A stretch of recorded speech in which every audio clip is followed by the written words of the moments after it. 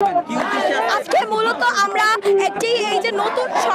নতুন বাংলাদেশ কিভাবে গড়বে এবং কাদের মাধ্যমে এই বাংলাদেশ সামনে এগিয়ে যাবে এইটি আমরা একটা নথিভুক্তকরণের মাধ্যমে জনতার সামনে তুলে ধরতে চেষ্টা করেছি এবং আমরা আশা রাখি যে বাংলাদেশ যত প্রকারের সংস্কার দরকার বাংলাদেশে আমরা তত প্রকারের সংস্কার করতে আশা রাখি এবং ছাত্র জনতাকে এই সরকার সবসময় পাশে পাবে এবং আমরা আছি, আমরা সত্যের পথে সবসময় থাকবো, এটাই আমাদের আশা। এবং এই সরকার এখন আমাদের যে নতুন সরকার গঠন করেছে আমাদের তাদের কাছে একটি আশা যে এই বাংলাদেশকে বিশ্বের দরবারে একটি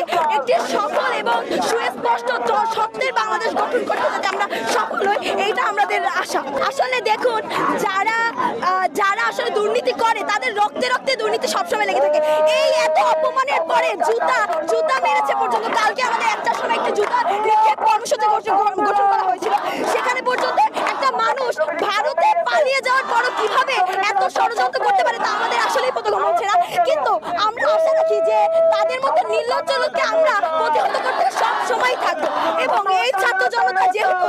একত্রিত হয়ে একটি দলবদ্ধ গঠন করে তাদেরকে বিদায় করতে পারছে, এই 17 বছর নির্যাতিত আমরা হয়েও আমরা যে একটা শক্তিশালী দলকে আমরা প্রতিহত করতে পেরেছি এবং আমরা সামনেও যদি কোনো এমন সরকার আসে তাহলে আমরা তাদেরকে নিহত করতেও এক পা পিছু হাঁটবো না, এটাই আমাদের আশা। আমাদের প্রতিনিয়ত সমন্বয়কদের থেকে শুরু করে একদম আপামর ছাত্র জনতা যারা ছিল তাদেরকে প্রত্যেকবার এভাবে এক একজনকে একটি হুমকির মাধ্যমে তাদেরকে প্রতিহত করার চেষ্টা করছে, কিন্তু আমরা এই ছাত্র জনতা কোনোদিনই রুখে দাঁড়াবো না। তাদেরকে একবারে আমরা বলে দিতে চাই যে আপনারা কোনোভাবেই রুখে দাঁড়াতে পারবেন না,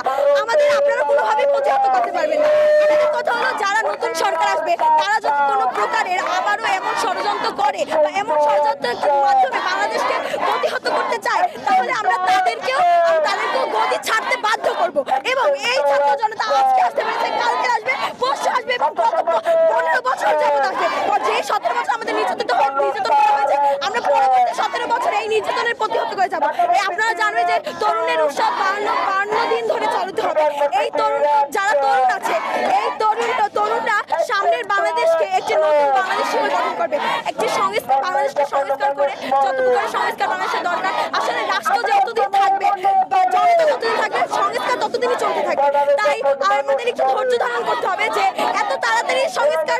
করা যাবে না, আস্তে আস্তে আমাদের একটি একটি করে সংস্কার হবে, আপনারা ধৈর্য ধারণ করুন।